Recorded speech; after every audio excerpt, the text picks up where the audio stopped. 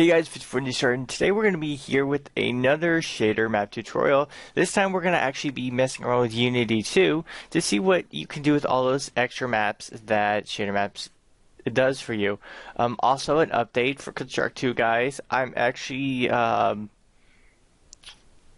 without spilling everything, I am still going to be doing a lot of Construct 2 tutorials. Actually, there's going to be a huge amount within the next 2 weeks. But I'll be getting something that will allow me to just explode the amount of tutorials that I'll be doing. And it will be for a, so to say, very mobile device.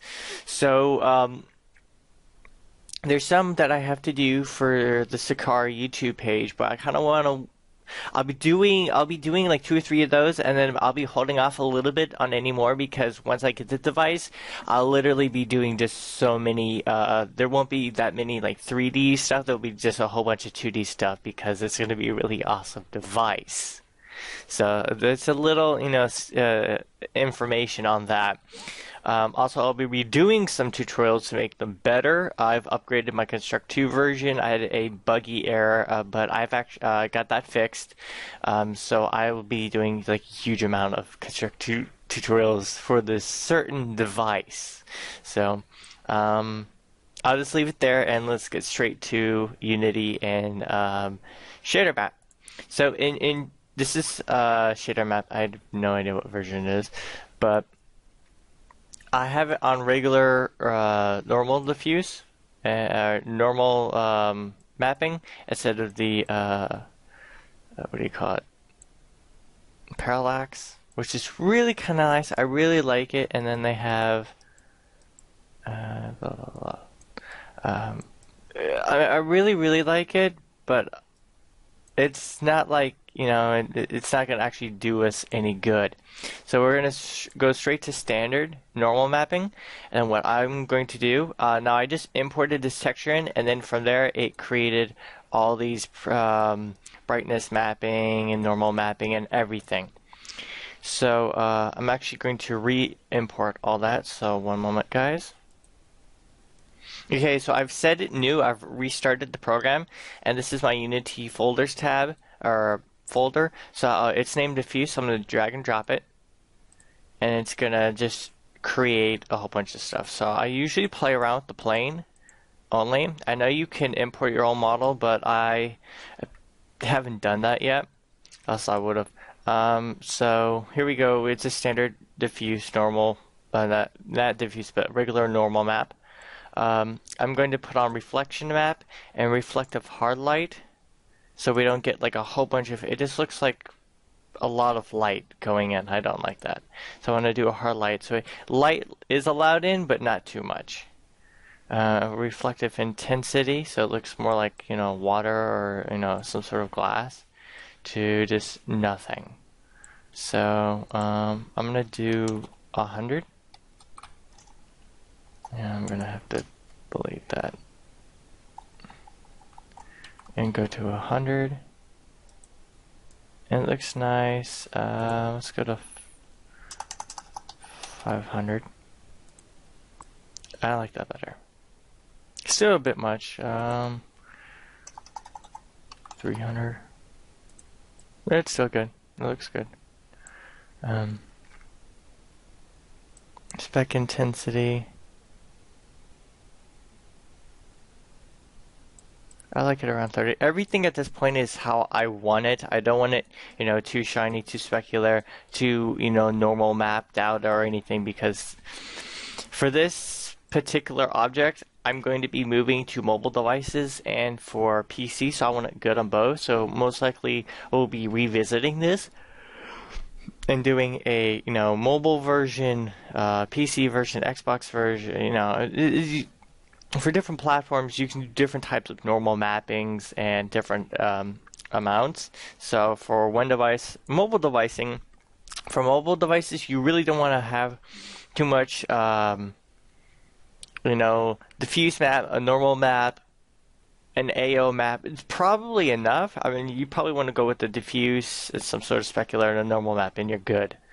So you don't want to go crazy with the shaders because then it kills your frame rate. And then we're going to hit save all maps. This is going to save it to my Unity folder, and then I'm going to pop it up in Unity, and it's importing it.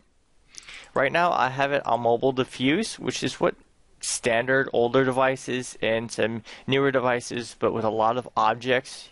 Say you have like a bazillion zillion objects, you can have high poly counts, but therefore your normal you can't have really any normal maps, transparency maps, or objects.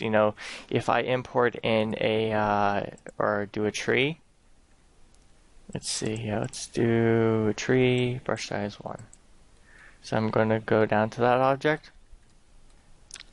You see that the actual texture, it has transparency values, so that's going to take up some extra computer power. So you're going to have to cut that down a bit. So we don't have to worry about that. It's a regular diffuse texture. But say I'm running on a some sort of device with K1 on it. It's a NVIDIA's latest mobile chip. Or say I'm running on a Titan card. We're going to actually select our ship, and then what I'm going to do is I'm going to go to let's see, a Unity shader that I really love, and I've already kind of preset some of this, but I'm going to play around with the shaders to show you guys what I did. So I selected my shader, or one of my textures, and it's diffuse, and I just drag drop, and it's going to say normal map. I select normal map, drag and drop. Reflective, so metallic reflective, or occlusion, or there we go, or displacement map will actually work too. Anything with black and white is going to work really well. This is going to tell, how realistic do you want this to be. I'm going for a 2D feel. So diffuse environment map. That means how reflective. How realistic do you want it? And we can go totally none, and it can be part metal, part, paint or something like that. It can be really awesome. But I'm going to go with smooth. It's going to kind of like blend the colors together, blend the shaders together. So it's going to make it really nice. And I've got some sort of sky reflective material. I'm going to go to smooth reflective. Of course, that makes it kind of blurry in my eyes. And I have a light right over it. So I'm going to make that wider and up. And I'm going to make it a little bit darker, intensity down a bit. It still looks a little bit blurred out. So I like to move to the other shaders.